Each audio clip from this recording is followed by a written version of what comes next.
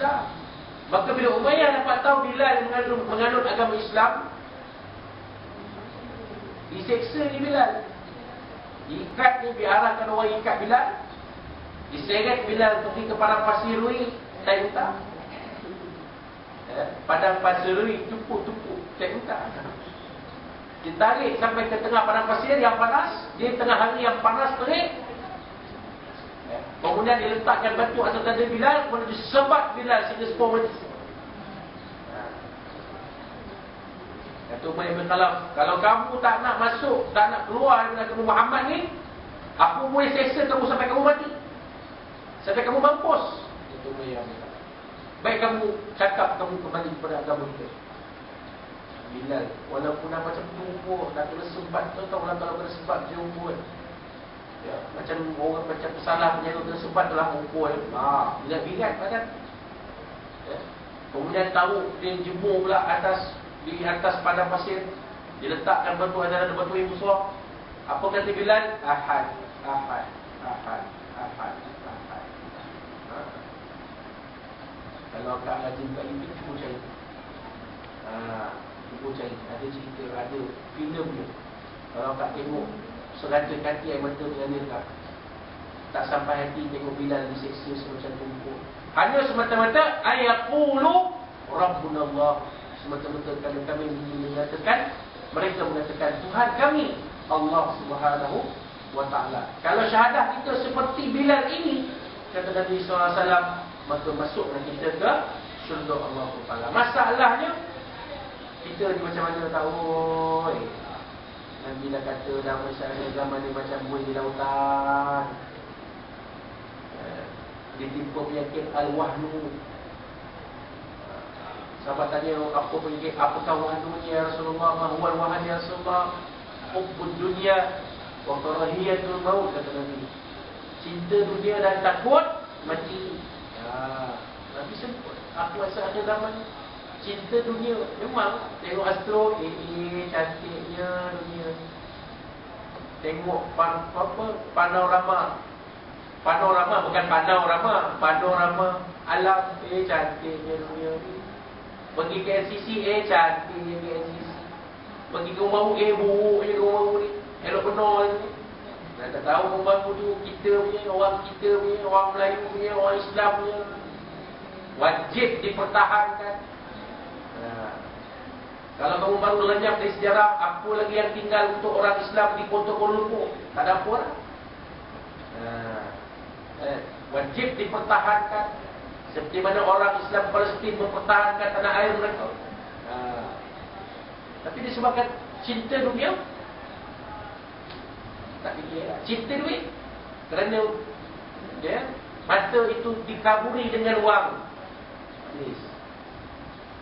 Macam kata pepatah orang dulu, menang sorak, kampung kedai. Ini masalah Islam akhir zaman, kata Nabi. Cinta dunia, wa karahiyatul maut, dan takut mati. I don't wanna be a soldier, I don't wanna die. Tak nak boleh cakap dengan aku, mak tak nak masuk tentera mak, takut mati. Tak macam tu saja. Kalau amat Islam akhir zaman ini. Tapi kata Nabi SAW, kalaulah kita menjawab azan seperti mana yang adanya, dan mengucap kalimah syahadah seperti mana syahadah Bilal, maka masuklah kita ke dalam syurga Allah Subhanahu wa ta'ala. Ini yang kita kena terapkan ke dalam jiwa anak kita. Dan kita kena gunakan teknik yang dipericikan oleh pengarang buku ni lah, yang saya tunjuk ni. Ada 40 teknik bagaimana Nabi SAW menerapkan agama Islam dalam jiwa para sahabat radhiyallahu anhum. Sampai para sahabat ni, dikatakan, Nabi kata, ashabi kan nujum, sahabat-sahabatku seperti mana bintang-bintang di langit. Kalau kamu ikut, insya-Allah kamu takkan sesat.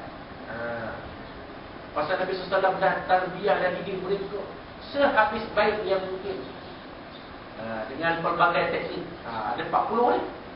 Jadi kalau kata akan baca, pokoklah teknik tu mulia akak lah, laksana untuk anak-anak kita. Yang dah remaja, yang dah besar, yang dah jadi bulu tu nak buat macam mana kan? Dah tak boleh nak buat apa dah.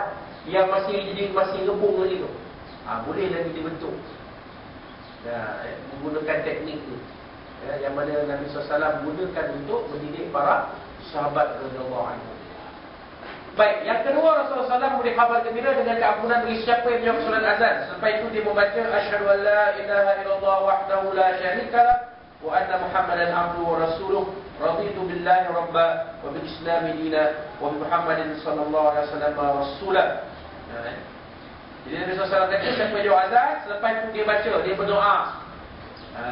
Doanya sependek ini. Asyhadu an la ilaha illallah wahdahu la syarikalah wa anna Muhammadan abduhu wa rasuluh raditu billahi rabba wa bil islam dina wa bi Muhammadin sallallahu alaihi wasallam rasulah. Maksudnya aku bersaksi tiada Tuhan melainkan Allah yang Maha Esa, dan sesungguhnya Allah Muhammad sallallahu alaihi wasallam itu hamba dan rasul Allah. Aku redha Allah sebagai Tuhanku, Islam sebagai agamaku, dan Muhammad sallallahu alaihi wasallam sebagai rasulku. Hadis riwayat Muslim dan At-Tirmizi. Doa sebab azan yang paling ringkas sekali. Jadi Nabi SAW kata akan diampunkan dosa-dosa kita oleh Allah Subhanahu Wa Taala.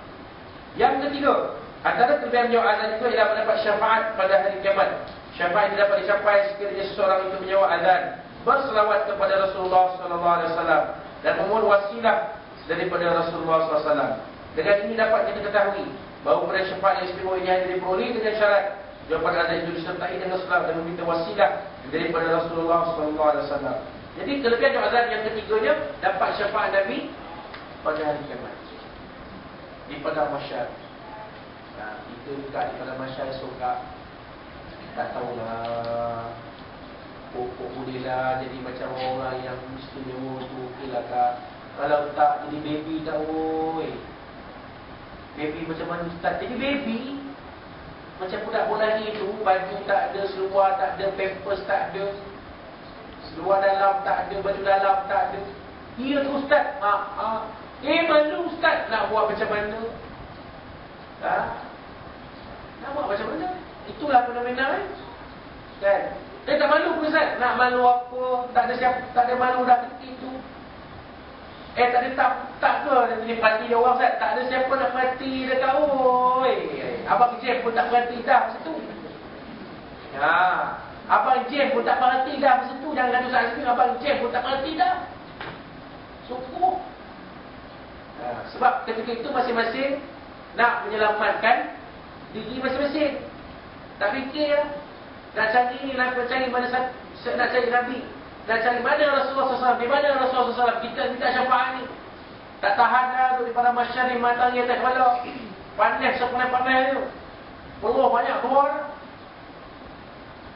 Cari ke tanya sana, orang tak tahu tanya sini, orang tak tahu tanya ke mari, orang tak tahu tanya ke sana, orang tak tahu mana ni, mana nak cari kalau kabur.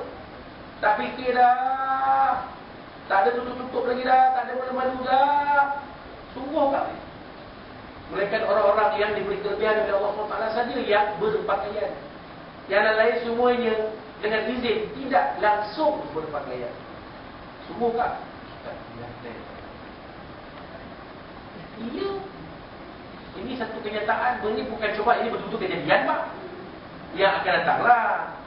Belum jadi lagi. Tak ada siapa pun di kalangan kita yang, atau orang yang dah meninggal pun belum lagi bertemu dengan alam kiamat, alam akhirat. Baru sampai alam barzakh, belum sampai alam kiamat lagi. Ini cerita daripada Nabi SAW. Mana kelebihan azan ialah kita ada peluang untuk mendapat syafaat daripada Nabi SAW. Pertama, kita akan dapat syafaat ni. Cara yang pertamanya ialah kalau kita jawab azan. Yang kedua, kita banyakkan selawat kepada Rasulullah SAW. Ada satu jalur. Banyakkan selawat. Janganlah buat macam Tuan Haji Ibrahim Hassan Al-Pendeki. Janganlah buat. Tak berhenti selawat je. Tuan kami datang Tuan Allah SAW. Sebenarnya Tuan Allah SAW, kami ini datang berdua ni ada hajat Allah SAW.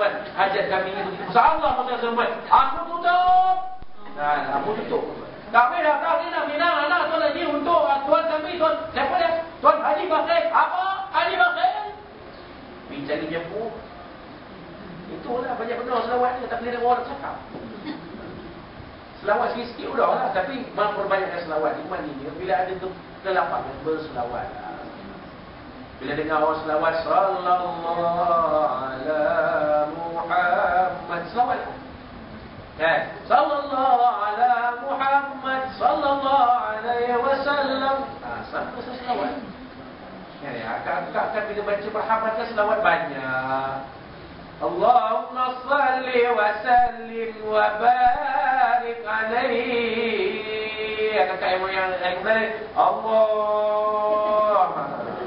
Berhamd. Dia umum ni berhamd dia lain macam sikit. Marhaban. Oh, memang saya sorok tengok. Lepas tu lagu tu pula dia buat untuk berdui kan. Berdui pun lagu tu juga lah. Masya Allah. Tapi itulah peluang-peluang untuk kita berbanyakkan selawat kepada Nabi SAW. Dan selawat. Ya, masa sembahang tarawih pun macam tu. Ya. Sallallahu sallam alaih. Allahumma salli ala Muhammad. Sallallahu sallam alaih. Jangan ada terlalu banyak. Ayo kali kita dah selawat aja. Ayo kali itu cakap aja apa? Ayo kali. Ngomong tu. Awak jauh tahu lah maksud ayo kali. Kalau kakak yang nak tahu tak kira kalau yang jauh ni ayo kali itu maksud apa? Takkan saya cerita. Baik. Banyakkan selawat. Maka bila kita banyak berselawat, kata Nabi SAW, man shalla alayya salatan sallallahu alaihi biha asyra. Siapa salat atas satu selawat, Nabi akan selawat ada 10 kali. Maknanya satu selawat kita akan dapat 10 pahala dari Allah Subhanahu wa taala. Ya. Kalau 100 selawat, 1000 selawat, dah jadi macam cerita program 9 lah. Kalau satu cerita satu 10 sen.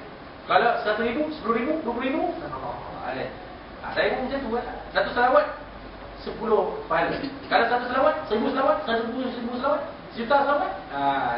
Banyak pahala kau. Banyakkan berselawat. Ya. Kemudian membuat wasilah daripada Rasulullah SAW. Bila berdoa, jangan lupa sebut Nabi SAW. Lepas itu kalau kita tengok dalam berdoa, biasanya doa akan dimulakan Alhamdulillahirabbil alamin. Wassalatu wassalamu ala asyrafil anbiya'i wal mursalin sayyidina wa maulana